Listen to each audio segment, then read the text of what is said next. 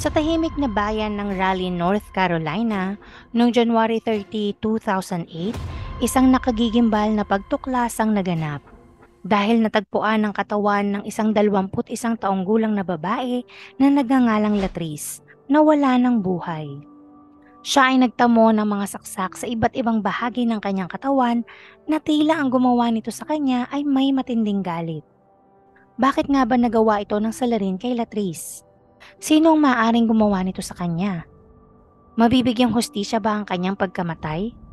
Kung nais mong masagot ang mga katanungan, tara at aking isasalaysay ang buong pangyayari at ang kanyang buhay bago nauwi sa karumaldumal na pagpatay ang lahat. Bago tayo magpatuloy sa aking kwento, pakisubscribe ng aking channel. Pindutin ang bell button, piliin ang all para updated kayo sa lahat ng videos na i-upload ko. At huwag nyo rin kalimutang i-like at i-share. Maaari rin kayong magpahatid ng inyong saloobin gamit ang comment section sa baba. At pakifollow na rin ang Facebook ng MagTV page. Si Latrice Matral Jones Curtis o kilala sa pangalang Latrice ay ipinanganak noong May 28, 1986 sa Raleigh, North Carolina. Siya ay isa sa 5 mga anak ni Sherman at Cynthia Jones.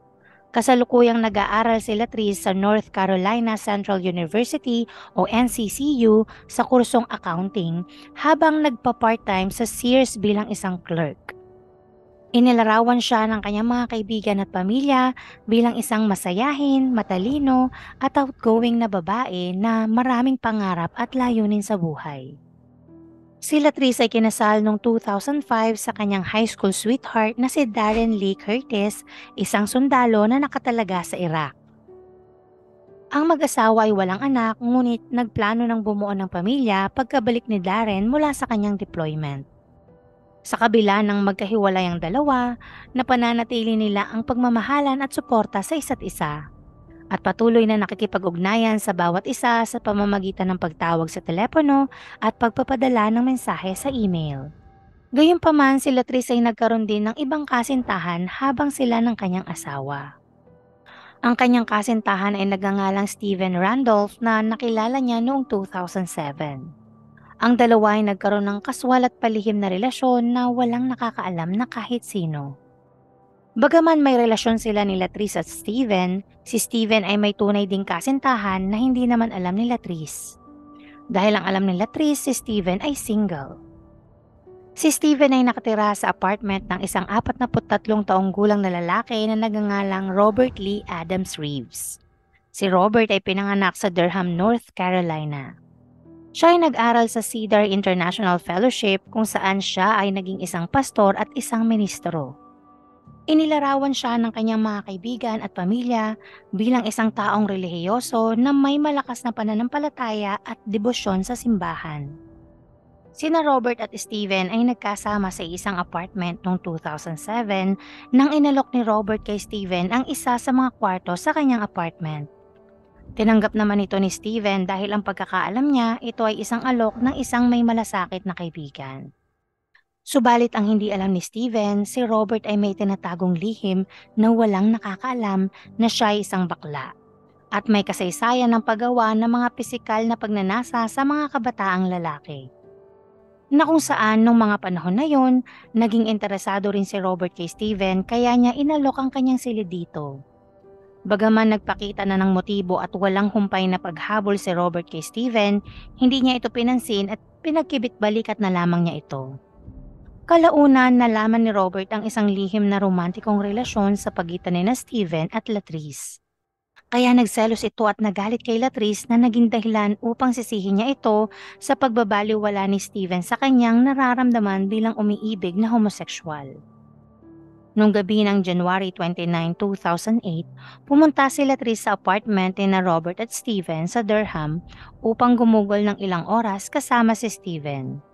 Mga bandang 11:00 ng gabi, nagpa siya nang umuwi si Latrice.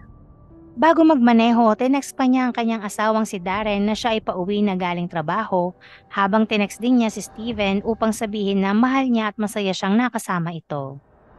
Matapos mag-text kina Darren at Steven, agad na umalis si Latrice. Ngunit ang hindi niya alam, habang nagmamaneho pa uwi, may sumusunod pala sa kanyang likuran. Ilang saglit lang nag-overtake ang sasakyan na nasa likod ni Latrice at tumigil ito sa kanyang unahan. Dahil sa pagkabigla, agad na tinapakan ni Latrice ang brake at napahinto ito. Habang nasa oras pa ng pagkabigla, bumaba si Robert sa kanyang sasakyan at mabilis na pumunta sa sasakyan ni Latrice. Walang ano-ano, agad niya itong inatake at inundayan ng maraming saksak. Mula sa pag-atake na yon, nakatanggap si Latrice ng humigit kumulang na 40 beses na saksak sa iba't ibang bahagi ng kanyang katawan. Ito ay sa kanyang ulo, leeg, dibdib, kamay at tiyan.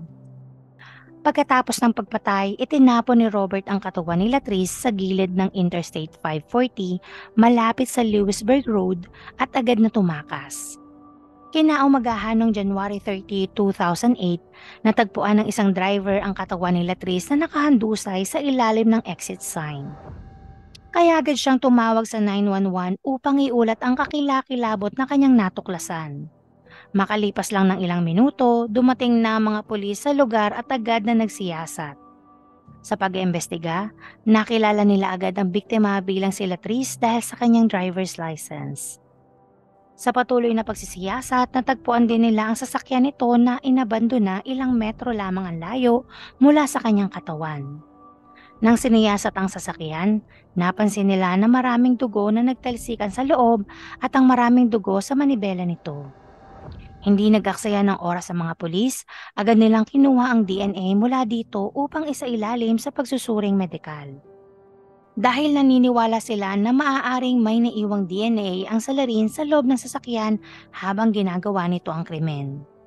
Matapos ang pag-iimbestiga sa lugar ng krimen at sa bangkay, ang paglunsad ng investigasyon sa pagpatay kay Latrice ay nahaharap sa isang malaking hamon. Dahil maliban sa DNA, wala silang makuhang saksi, walang nakitang surveillance footage sa lugar ng insidente, at wala pa silang posibleng suspect na maaaring pumatay kay Latrice. Upang makakuha ng ilang impormasyon ng pulisya, kinapanayam nila ang pamilya, kaibigan, katrabaho, kaklase at mga guro ni Latrice.